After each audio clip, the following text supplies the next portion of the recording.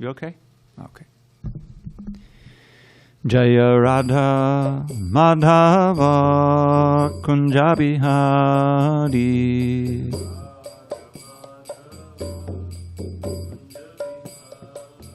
Jaya Radha Madhava Kunja Bihari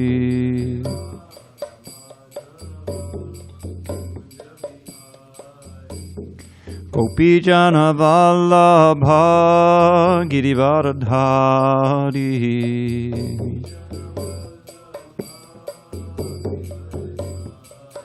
Jai Gopijana Vallabha Girivaradhari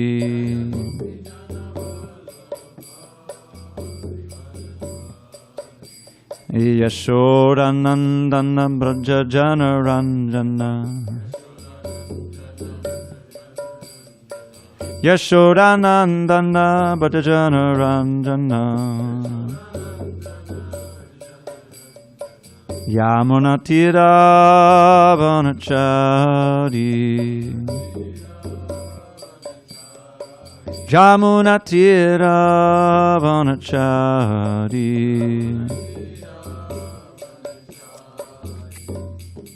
Hare Krishna, Krishna Krishna, Hare Hare, Hare Rama, Rama Rama, Hare Hare.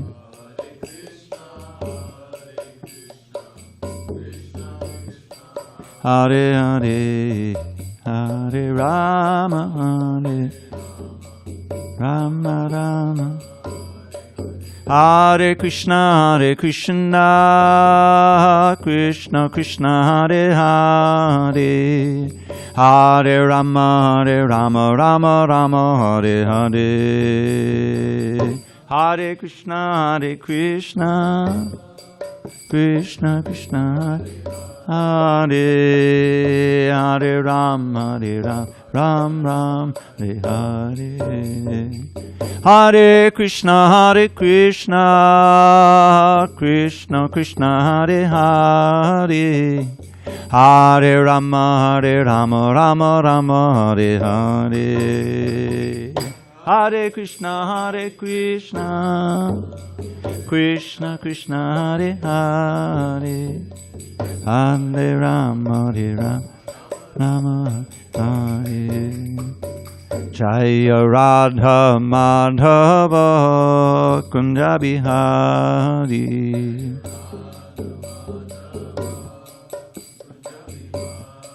Jaya Radha Madhava Kunja Bihari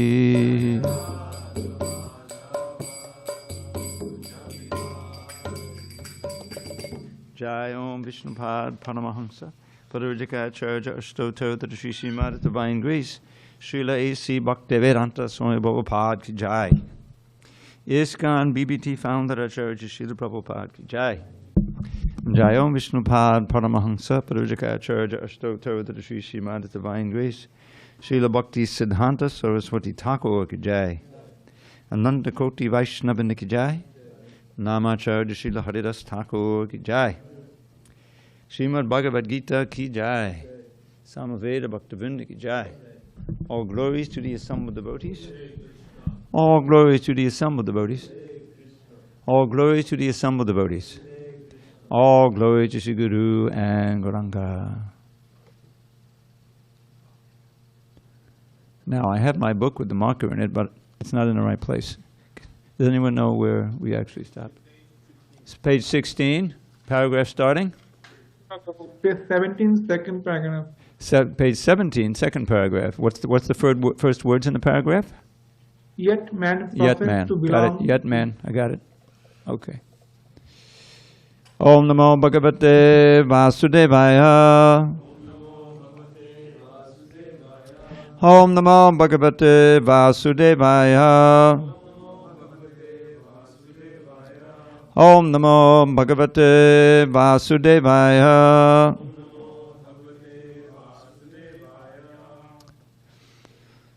On this 18th day of January 2022 in San Diego, we're reading from Srimad Bhagavad Gita as it is, translation and commentary by His Divine Grace A.C. Bhaktivedanta Swami Prabhupada. We are in the introduction, page 17 in most of your books. Second full paragraph starting, yet man professes. Yet man professes to belong to a particular type of faith with reference to a particular time and circumstance, and thus claims to be a Hindu, Muslim, Christian, Buddhist, or an adherent of another sect. Such designations are non-Sanatana Dharma. A Hindu may change his faith to become a Muslim, or a Muslim may change his faith to become a Hindu, or a Christian may change his faith, and so on.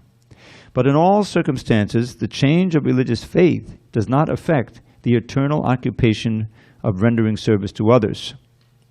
The Hindu, Muslim, or Christian in all circumstances is a servant of someone.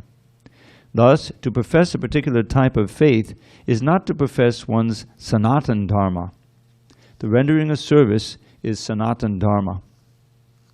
Factually, we are related to the Supreme Lord in service.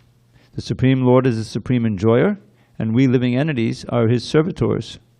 We are created for His enjoyment, and if we participate in that eternal enjoyment with the Supreme Personality of Godhead, we become happy. We cannot become happy otherwise. It is not possible to be happy independently, just as no one part of the body can be happy without cooperating with the stomach. It is not possible for the living entity to be happy without rendering transcendental loving service unto the Supreme Lord. In the Bhagavad Gita, worship of different demigods or rendering service to them is not approved. It is stated in the 7th chapter, 20th verse, Kamais taista rita jnana papudyanteyan yadevata tam niyamamastaya prakritya niyatak swaya. Those whose intelligence has been stolen by material desires surrender unto demigods and follow the particular rules and regulations of worship according to their own natures. Close quote. Here it is plainly said that those who are directed by lust worship the demigods and not the Supreme Lord Krishna.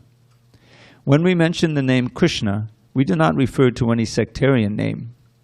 Krishna means the highest pleasure, and it is confirmed that the Supreme Lord is the reservoir or storehouse of all pleasure. We are all hankering after pleasure. Anandamayo Bhyasat, Vedanta Sutta 1.1.12. The living entities, like the Lord, are full of consciousness, and they are after happiness. The Lord is perpetually happy, and if the living entities associate with the Lord, cooperate with Him, and take part in His association, then they also become happy. Om Jnana Timbrandasya Jnanandana Shalakya Chakshu Unmilitam Mena Tasmai Shri Gurave Namaha. I was born in the darkest of ignorance, but my spiritual master Srila Prabhupada opened my eyes with the torchlight of knowledge. I offer my humble obeisances unto him and all members of Sri Parampara, the disciplic succession. So, in this exhaustive introduction, Srila Prabhupada has been speaking about Sanatana Dharma. So it's important to understand what those two mean. You need a book? You're okay? Okay. So, first of all, what is Dharma? Dharma, Srila Prabhupada explains that the root of the word Dharma is this little word dri. Every Sanskrit word has a root to it. Just like the word Shastra. The root of the word Shastra is Shas. And it's also the root of the word Shastra and Shishya. Notice there's a word difference between Shastra and Shastra. What's the difference? Yeah, I was asking Ravi. I'll tell the name, yeah. That's okay, yeah. So Shastra is, of course, the scripture. And Shastra is some kind of weapon. And Shishya is the disciple. Now, what do they all have in common? The fact that they're means of control or participating in control. The Shishya, the disciple of a guru, agrees to be controlled by the words of the spiritual master. This is Arjuna's transformation in the 2nd chapter, 7th verse. He says, Karpa nidosho pahata sabhava prachamitam dharma samuda cheta yak shreyaksya nishtitam bruhitam me shishyasteham shadimam tvam papannam. He says, due to this miserly weakness that he recognizes in himself, I've lost my real nature. Karpanya dosha upahata swabhava. Swabhava means my actual nature. His nature is to be a kshatriya, fighter. Yeah. Hare Krishna. And so he's not fighting. He refused to fight. That's the whole point. He was too much involved emotionally with those on the other side, especially with grandfather Bhishma Dev and Dronacharya, his teacher. But there's also so many cousin brothers and friends, and it was not just a regular battle. This was unique. So he didn't want to fight, and he had all these arguments why he didn't want to fight, you know. But he knew deep inside that this was not real dharma, and that's why he was very confused and paralyzed and, you know, very depressed. So in that mood, he changes the whole dynamic, and instead of speaking to Krishna as a friend to friend, arguing with him on the basis of the Vedas, after all, he said, now I'm giving that mood up. I'm approaching you as a guru. Who could be a better guru than Krishna? And I'll be your shishya. Shishya steham. I'm your shishya. In other words, I agree that whatever you say, I'm going to take into my heart and not argue with you. You see? And I'm hoping that you can resolve the whole issue, which of course he does. But the idea, bringing it back to the subject here, is that the shishya agrees to be controlled by the words of the guru. The shastra is meant to control us voluntarily. Remember, we've just finished the book, so we were in the latter part of the 16th chapter. There's a very important series of verses about how we should relate to shastra. At the end of the 16th chapter, which you may remember, deals with the divine and the demoniac natures. The first two verses describe all of these wonderful qualities of those who are pious, who are righteous, qualities of devotees like that. But then most of the chapter talks about the qualities of the demons, the asuras. And basically Krishna says, eventually these demons, I cast them down, not eternally, but they suffer a lot for this, for being opposed to me, to being opposed to God consciousness and the devotees.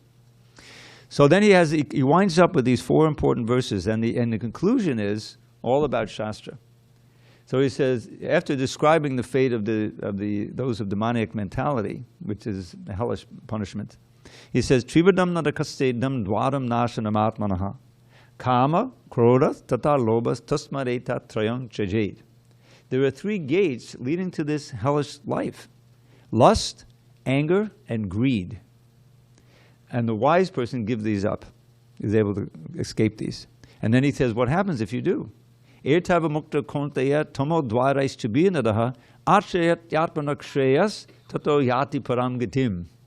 Now here's this word shreyas again, which Arjuna used the same word. It says, please tell me, Krishna, for certain how I can achieve my ultimate good. This word shreya is very important to understand. It's practically unknown. On the material plane, we're all absorbed in varieties of prayas, immediate good, or, you know, okay, we can plan for the future. You know, I'll get a degree, I'll get this job, I'll make this amount of money, I'll do this. But it's all ultimately like dust, because time just takes it all away and blows it away.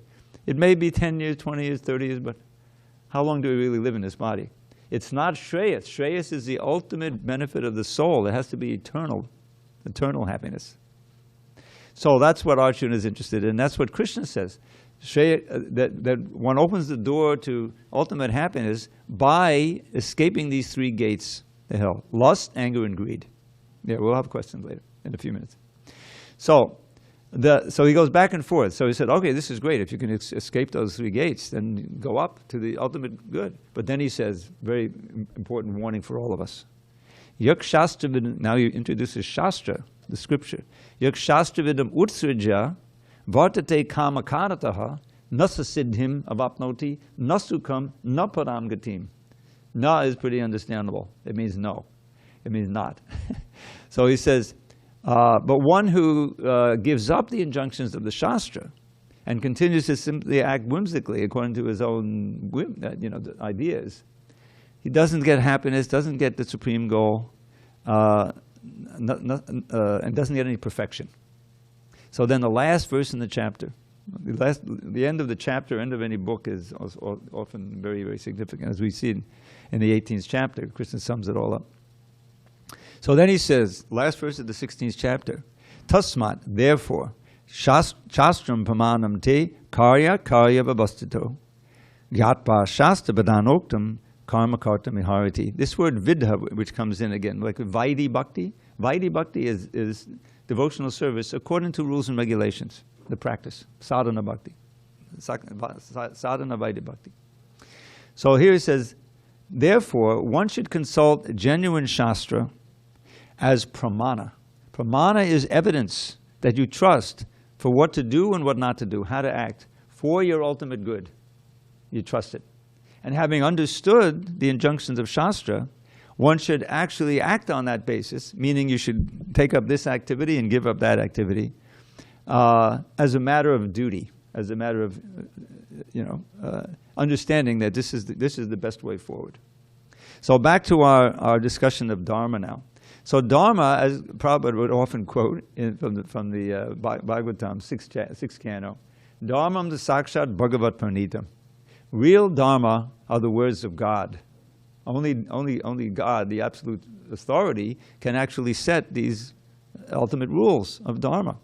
And the idea is that Krishna, he is concerned that we practice Dharma for our own betterment. Why? Because we're all his children. He claims us as his children. It says, in the beginning of the 14th chapter. All of us are part and parcel of Krishna. We've lost that nature, that spiritual nature, and we've taken on these false identities, material identities. Sometimes, occasionally, human, but often other species. There's 8,400,000. So the human species is very rare and very valuable, and we should use it to find out what real Dharma is and then follow it. And Dharmas can also be distorted. Beginning of the Bhagavatam, what do we find? Second verse.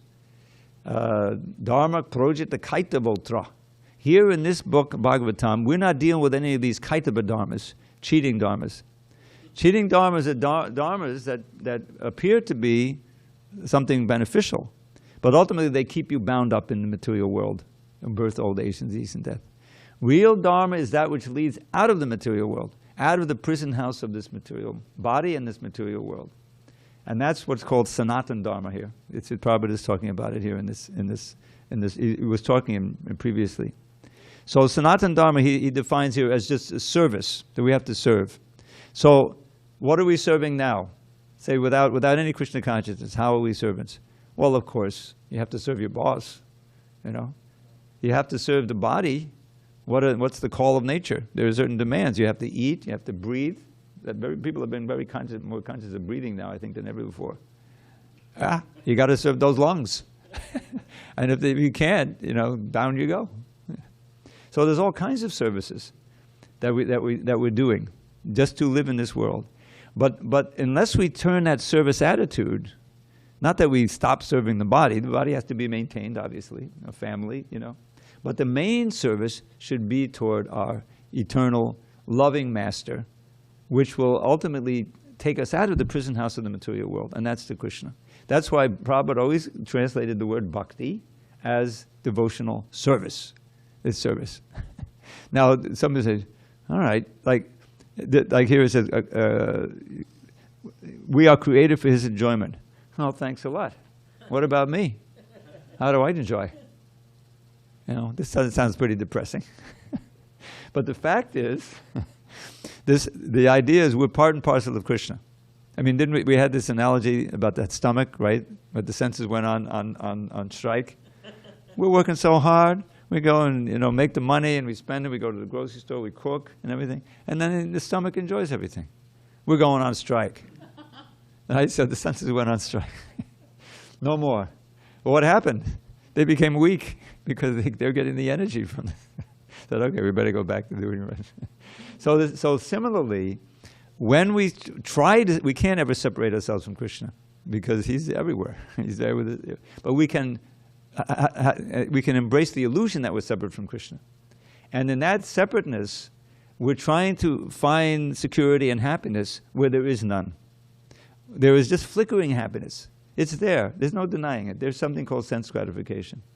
But obviously, you all experienced in this world after, living a few years, that you can't keep it going. You can't sustain it. And if you try to enjoy too much of it, then there's a reaction, and you can suffer like anything. I was always fascinated, not with taking drugs, but with the drug phenomenon, because I grew up in the 60s and everything. Luckily, I was able to avoid any serious involvement with it, because it's very damaging to the brain, a lot of my contemporaries, But it's going on today worse than ever. This opioid, thing, and now, if you follow it, they cut the heroin with fentanyl, and people just OD. It's horrible. It's horrible, But I don't have any desire to go smoke a joint or anything like that. Not at all. No drink, nothing. Because we're already intoxicated. See? With Krishna. Krishna is the best intoxicant. I was just reading the Antya Leela of the Chaitanya Charitamrita. And it's all about, especially the last few chapters, about Lord Chaitanya's intense feelings and symptoms of ecstasy and separation from Krishna. And it's just like some kind of madness, some kind of intoxication, But it's actually the most wholesome way to be. It's paradoxical. So this is a basic principle of Krishna consciousness, is that we as living beings, we have the enjoying spirit, because Krishna is the supreme enjoyer. Prabhupada quoted this little sutra from the Brahma Sutra or the Vedanta Sutra. It's one that, these are really easy to learn. There's only like 5 syllables. Anandamayo Vyasat. Anandamayo Vyasat. Abhyasat refers to Krishna's activities that we can observe. And we can see, if you just study his Leela a little bit, he's always full of bliss. Even when he's killing the demons, it's just a sport. I mean, he gives him, it seems like, he's giving them a chance, right? And sometimes it seems like he's in the wrestling match, and all the ladies are wondering, this is an uneven match. Not because Krishna is all God, but because he's just this little boy. These big monstrous wrestlers. It's good to know the name. Chanura. He was wrestling Chanura. Chanura is the crusher. He crushes you into powder. And Mushtik, the big fist. He was in Balaram. So, monstrous guys. And here's these 2 delicate little boys, 11 and 12, 13, whatever they were, And Krishna said, well, we think it's good to wrestle with friends of our same age, but I don't think it would be good for the audience to see this uneven match. He said, no, we know you're not really boys, We know you killed all these demons, and it's good for the king. Let's please the king, So at first the wrestling going on, and they were just playing wrestling, And there was the dragging and the pushing and the tripping, it's described like that. But then the audience was getting upset. Oh, this is not a fair match. This is, and so Krishna, what did he do? I think he grabbed the Chanura by the fist and then swung him around like he did with the donkey demon. Remember the donkey demon? Dhenukasa. That was the end of Chanura. And Balaram, he just punched him on the mushtik on the collarbone, and he started trembling, and down he fell. So it's just a big game. That's what Leela is. Krishna's just playing in all kinds of ways. So how do we fit in? We're part of the big Leela. We're part of Anandamaya Vyasat. Prabhupada, he said this also pertains to us, that our nature is to be always blissful. But are we always blissful? No. In this material world, hardly ever. We're not blissful at all. We get a little sense gratification. Says, no, now I'm in bliss. But it's not bliss, because it's very flickering. So when we link back up to Krishna in his enjoyment, we take part in that ananda that he is eternally. And we can experience it in all circumstances. This is why you read about these great devotees like the 6 Goswamis, Srila Prabhupada, others, who in the most austere circumstances you can imagine. I mean, cutting down, like Raghunath Das Goswami, even the basic principles of eating and sleeping practically to nil. But he lived to like 80, 90 years old.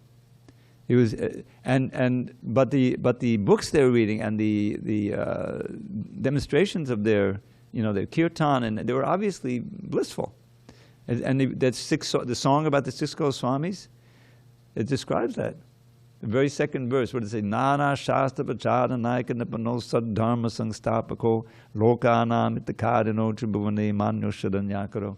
They're very expert at scrutinizing these scriptures and giving us what we're reading, Nectar of Devotion, and the Chaitanya Charitamrita, the commentaries for Bhagavad Gita. They're all written by the Goswamis, or their immediate followers.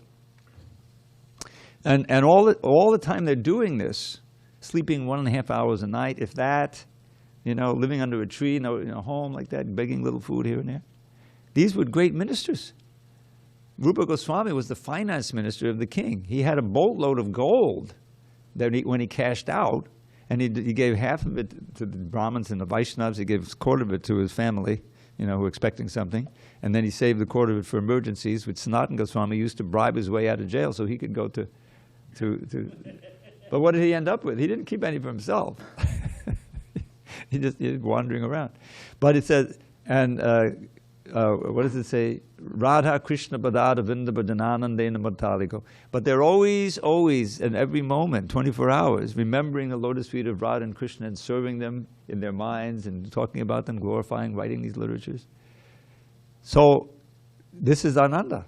They're Anandamaya. You can experience that every moment if you're always remembering Krishna and you're always serving. So that's the Sanatana Dharma. What can bring us to that point? Every one of us has that within us. By nature, we're servants of Krishna. What is Lord Chaitanya's instruction?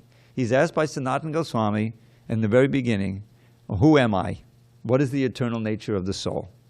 And Lord Chaitanya, who's Krishna himself, he gives us a mortal answer. Jivera swarupoi. Swarup means that's our real constitutional nature of every jiva. We're all jivas here. Krishnera nitya das. We are the eternal servant of Krishna. Krishnera tatasta shakti beda bed prakash. That second part of it is not so famous, but it's important. We are constitutionally marginal energy. Means that we can choose to turn our back on Krishna and come to this material world. So we're in the margin between the material and the spiritual. By nature, we're spiritual, we belong there. And some living entities, they stay there eternally.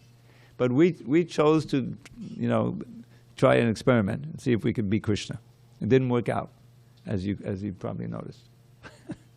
So, since that is our real nature, we need to do activities that will reawaken that nature. And that's what the practices of Bhakti Yoga do, beginning with the chanting of the holy name.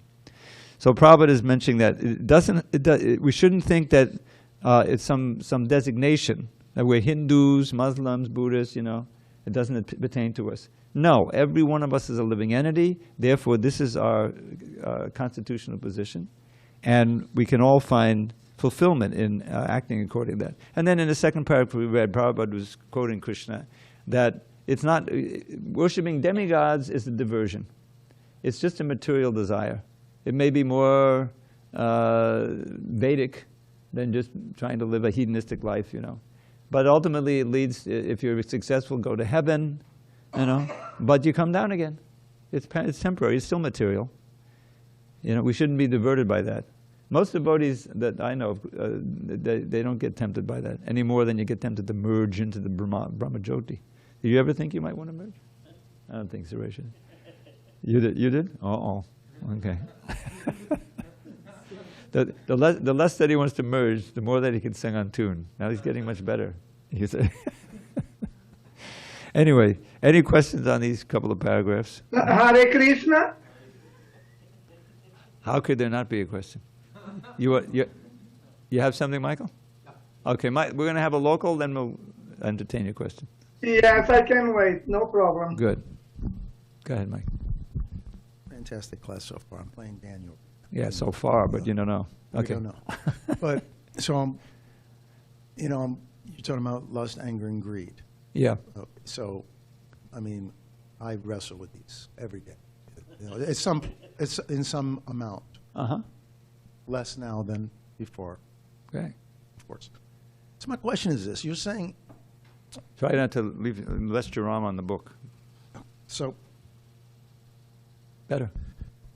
So now recently, a moment ago, you said our natural state is to serve Krishna. Serve Krishna. Yes. So not have these desires, lust, anger, greed. I'm sorry? Not have those desires. Not struggle with those desires. Exactly. That's our natural state. Yeah. So with this logic, my question is this. Why do I feel a struggle if my natural state is that, my unnatural state is lust, anger, and greed? A, why is there a struggle? And B, I guess, is do I need to do anything to dispel these desires? Or if I continue just this path, I'm in class, eating prasadam, kirtan, service, will they fall away because I'm going to have this higher taste, and those things will just fall away? Well, here's my understanding. It all begins with kama, with lust. The anger comes when your material desires are thwarted. The greed comes when you're thinking that the more I have, the more I can enjoy. So it's kind of it's also an outgrowth of lust. And lust is nothing but, as Prabhupada mortally says, we study the latter part of the 3rd chapter of the Bhagavad Gita. Arjuna asks, what is it that impels us to do things that we know are wrong, that practically by force? Atakena prayuktonam papam charati purusha anichanna vivarshana baladi niyojita. Almost like what is it? And Krishna says, kama esha, krodha esha, rajoguna samudhrava. It is lust, Arjun, which is the eternal enemy of the soul, and which transforms into wrath or anger when frustrated. And this is a symptom of what we call the mode of passion. When we allow the mode of passion to affect us by association of the material world, then we also get caught up in these things. And we're like under control. We're practically in the thrall of these lower emotions. And Krishna describes a staircase downward. He says, Jayado vishayan pungsa sangashteshu bhajayade sangat sanjayade kama kama krodha vijayade. Beginning with contemplation of the objects of the senses and advertising. The whole thing is built on that. Somehow or other, see if they can attract your attention and present something that is desirable, and so you'll buy it and get involved with it, enjoy it, and get addicted to it, and keep buying it. You know. So that's dhyato vishaya, means meditating on the object of the senses. Attachment arises, sangha. And from sangha comes kama. When it gets more intense and you're actually engaged, then you get...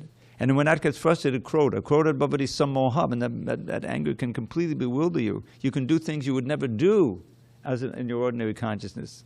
I mean, how many crimes are committed, right? An act of passion. Sammoha smriti vibhrama, then you lose your memory. And when the memory is lost, you know, when the mind is so, then you fall down in a material pool. So what's the solution? Krishna always gives a solution. Raga dveshiva muktaistu vishayanindriyais atmavashay vidheyatma prasadam adhigachati. Here's you get the grace of the Lord by this. That if one follows the regulative principles of freedom, this is an immortal phrase in the Bhagavad Gita. This word vidhi is there. Remember I meant vaidhi bhakti? It comes from Vedas. So by voluntarily taking up these principles of bhakti, and when you think about it, what do they do? You know, I mean, just like getting up early is a major step, because it leaves that time, that all auspicious time in the morning where you can practice sadhana. You can chant. It's the best time. You know, and if you really get into it, you live nearby a temple, you can come to the program. So it always involves the senses, beginning with the ear and the tongue. The first thing is the tongue, chanting and hearing, of course, and then also tasting prasad.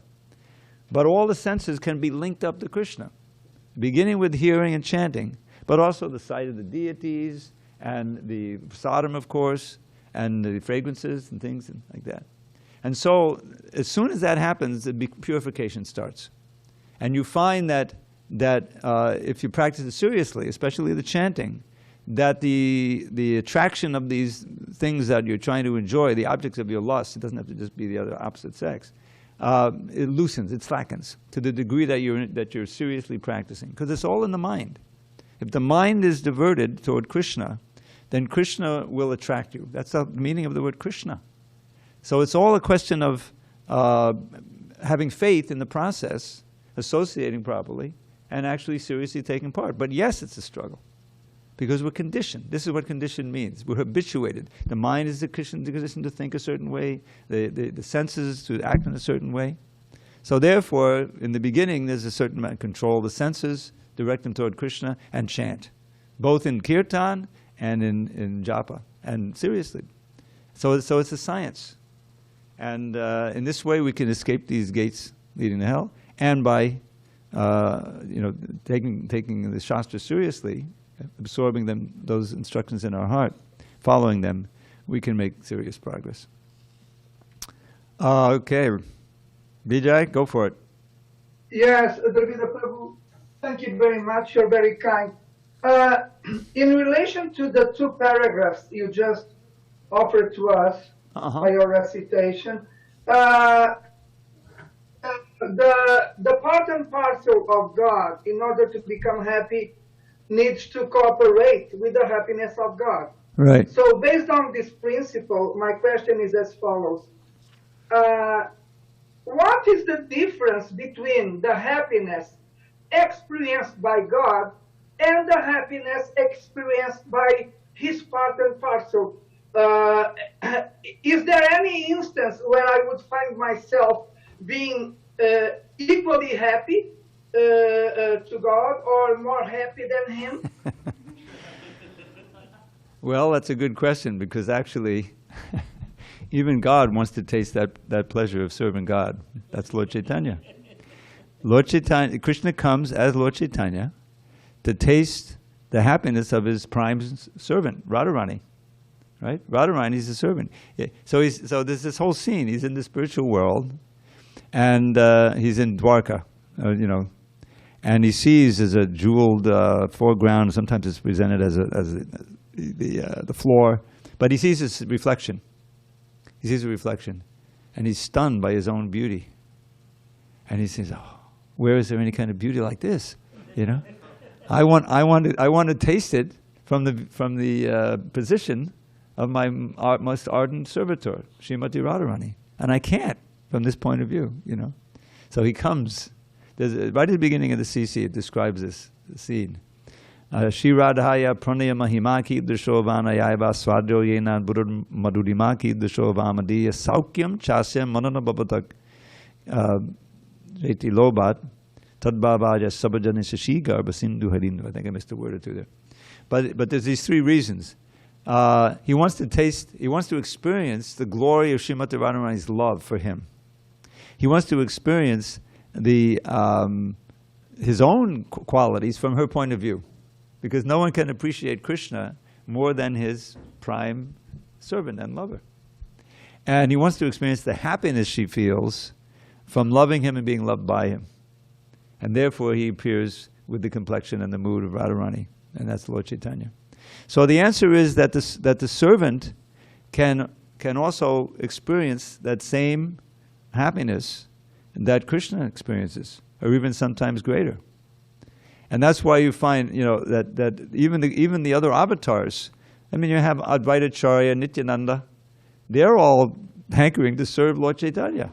They're declaring themselves as such. Nityananda is Balarama and Advaita is Mahavishnu. So they're all expansions of God, but they want to taste that bliss of service to the Lord. But we're so covered over that, we're thinking, well, I don't know, what's in it for me? No. It's that if you forget about yourself and serve Krishna and his devotees and the people out there, try to give them Krishna, then you find yourself in the greatest happiness. That's how you can actually experience it. So yes, there's an ability to enjoy as much as or more than Krishna in the ultimate sense. But that's not our motive. That you can't, in other words, it's a paradoxical thing. We forget about our own happiness. I was just reading it. Lord Chaitanya is giving this commentary on the last verse of the Shikshastika. What does Radharani say there? You remember that? Ashlish shiva padadatang pinashtamama darshanan marmahatang karotuva.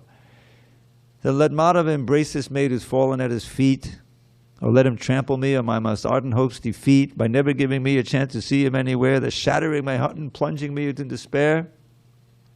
You see, he is a restless libertine and not a saint, so let him act in any way he likes without restraint. Yet though his cruel and crooked ways may cause me constant woe, Krishna is the only Lord my heart shall ever know. So this is not an ordinary love affair, obviously. She would have left a long time ago. So then in the course of his explanation, he says, if Krishna wants to be with another gopi, I'll take that gopi's hand and bring him to Krishna. Because my only desire is to please Krishna. See, this is real love. And as soon as we even experience a little tiny bit of that in our course of our sadhana bhakti, we can, we can give up so much from the material world. We can see how pale it is, how useless it is, and how destructive it is and dangerous these material pleasures are. That's the whole idea. Is that the steadiness and the highest levels? It's like the devotees would never even think of dreaming of doing anything against Krishna or ignoring him. It becomes, that's the spontaneous level where Radha and the gopis in separation. It's varieties of moods. They're saying, okay, enough already, trying to meet Krishna. There's a verse like that in Bilba Mangal's Krishna Ganamina. It's quoted in the CC. Kamiyakanama Krishna Kamiyakanama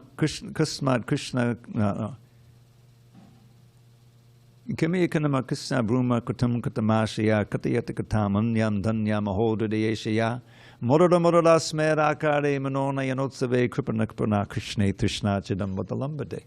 So one devotee, one gopi, maybe it's Radharani, I'm not sure, it's not mentioned who it is, says, all right, enough already with what we've been trying to do to meet Krishna.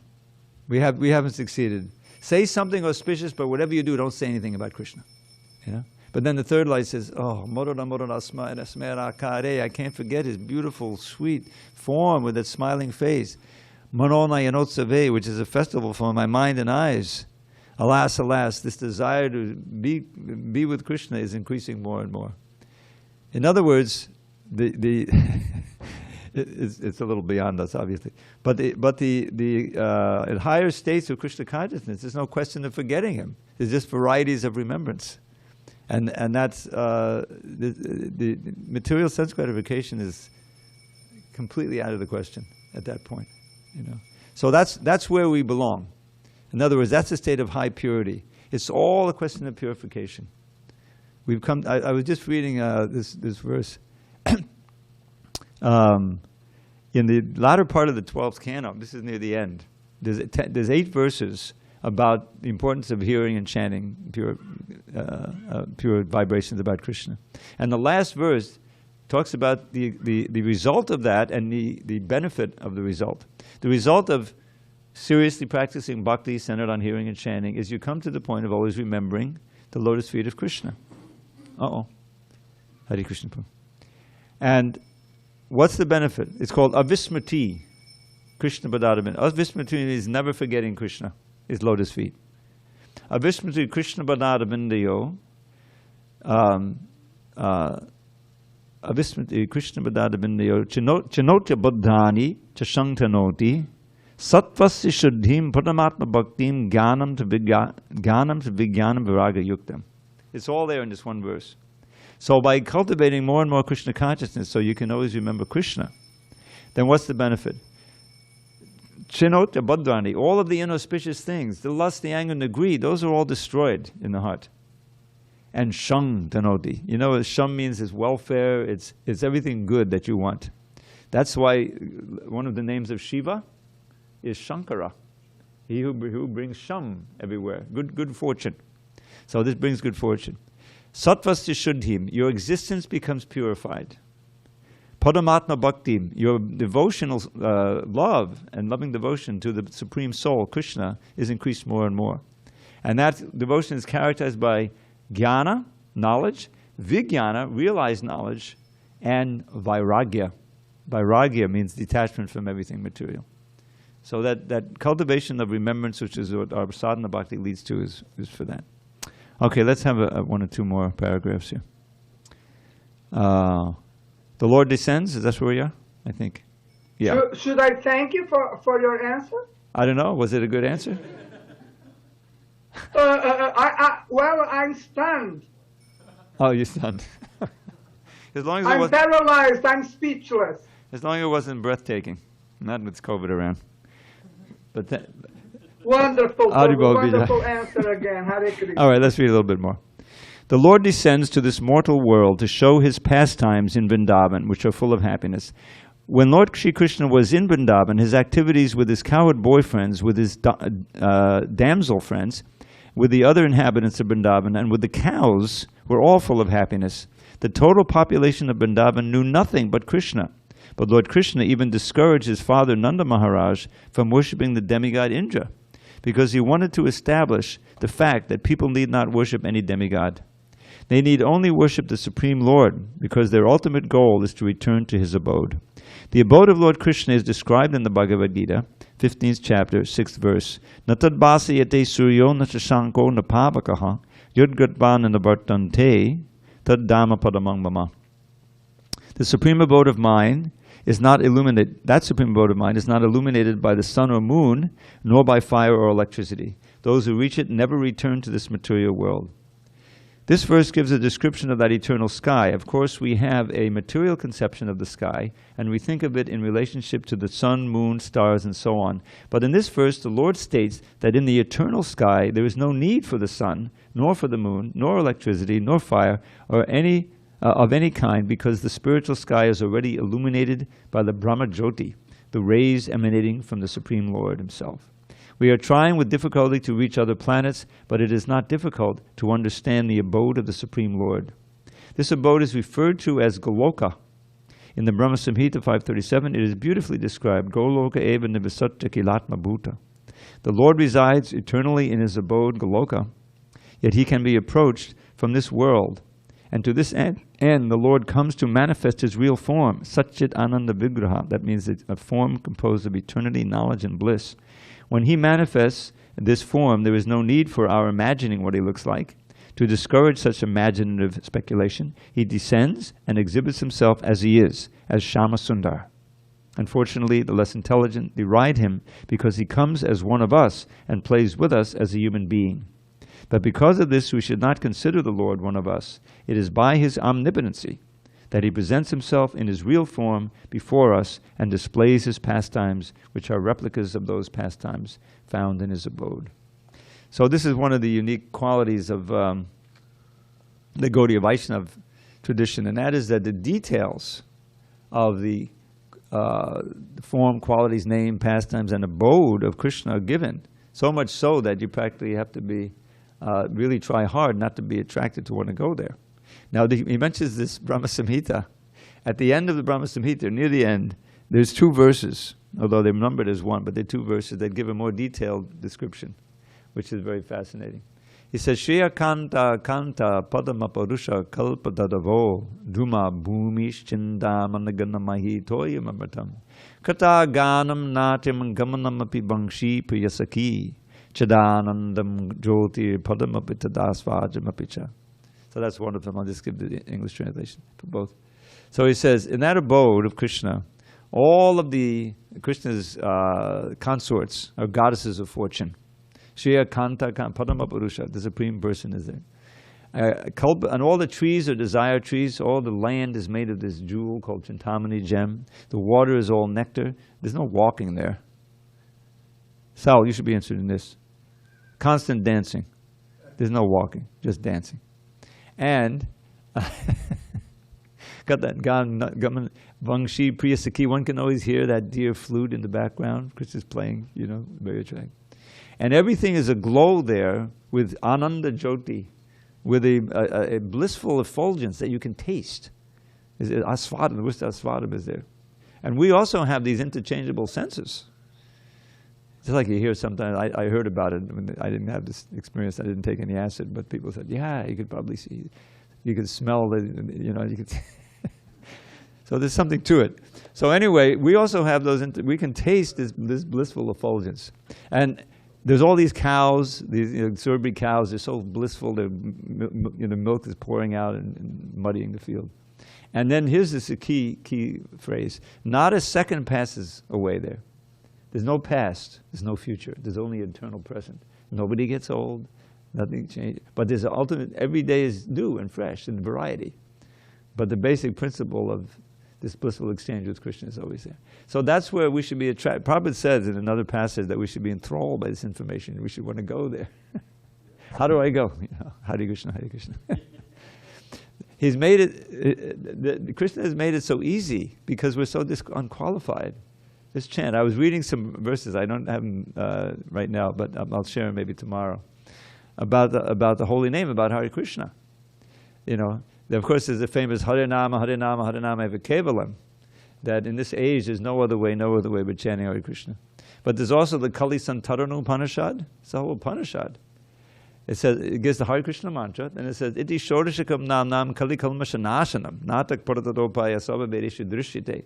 That in all the Vedas, there's no other way, no better way, no real efficient way to counteract the evils of the Kali Yuga, which is what we're living in, but these 16 names, Hare Krishna. And this is what Lord Chaitanya came to propagate. And we have the great opportunity. So we should take this chanting very seriously. And, you know, the do's and the don'ts. If you offend the name, if you try to then withdraw, you know, you won't be able to experience the real potency. But if you make an effort to follow the rules and regulations and chant regularly and seriously, then you'll definitely experience the result of it. You'll feel yourself becoming calmer, naturally more stabilized, more blissful, and more attracted to Krishna. You want to come to the temple, you want to see the deity, you want to service, you want to read the books and associate with devotees. That's just the way it works. And the more that we cultivate that wholesome side of our, of things, we'll be able to, live even in this crazy Kali Yuga that seems to be hurtling toward destruction, and without freaking out, and being confident that we're on the right path and that our future is bright, no matter what it is. Okay, yeah, we have time for one. You have a comment or question? Sure. Yeah, thank you, Prabhu. So it says, in the material sky, even if we approach the highest planet, Brahmaloka. Yeah. So is it okay to say that this all universe, like they say we have 110 billion galaxies in the universe? Is that what the scientists say? That's what they say, yeah. A rough number. A rough number, right? Okay. So is it all material universe, or the spiritual world also resides within the same universe? No, it's all material, although we do have one Vaikuntha planet that is not destroyed when the universe is destroyed. It's Dhruvaloka, the pole star. So there's kind of that we have that. And that's there. But basically, you have this material universes, they have coverings. Earth, water, fire, air, ether, they're covered. So we're into like a little space within them. And it's the only access to the spiritual world is through this process of devotion. You can't get there by any material means, obviously. It's a whole other plane of existence, in spiritual plane. So that's a parallel universe? That's a what? Parallel universe. Parallel universe. Parallel. Well, we don't use that term, but in a sense, it is a parallel universe, because there's a passage in the Chaitanya Charitamrita that says Goloka Vrindavan is all pervading. In one sense, it's far, far away through on the other side. But because Krishna's everywhere, he can also bring that spiritual world with him. And when he came 5,000 years ago, Vrindavan was a replica of Goloka. The pastimes are going on there. So we don't have to wait till we leave this body to experience that spiritual plane. If we become pure, we can live on these two planes at once, actually, the great devotees. Prabhupada was, doing everything with the movement, but as he said, but inside, he's still rendering service to Krishna in his original Swarup. So in one sense, he never left Vrindavan. He was still there, even sitting on 2nd Avenue, and he said, no, but I'm not really here, Thank you, Prabhu. Alternate universe, yeah. No. There's a lot of things. All right, I think it's time to adjourn, get ready for the arti. Thank you for your attention. All glory to the Prabhupada. Sorry you don't have time. Tomorrow. You're first. Oh, did you have a question? I'm sorry. Maybe after the arti. Okay. Okay, Hare Krishna.